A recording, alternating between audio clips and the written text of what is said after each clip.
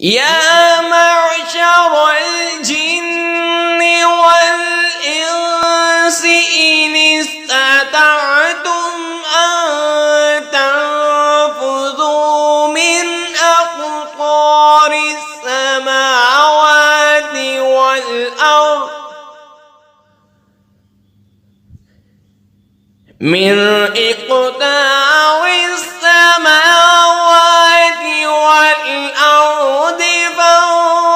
فانفذوا لا تنفذون إلا بسلطان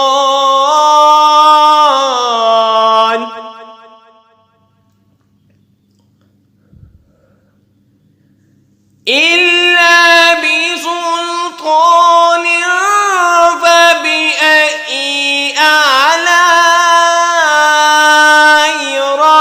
ربكما تكذبان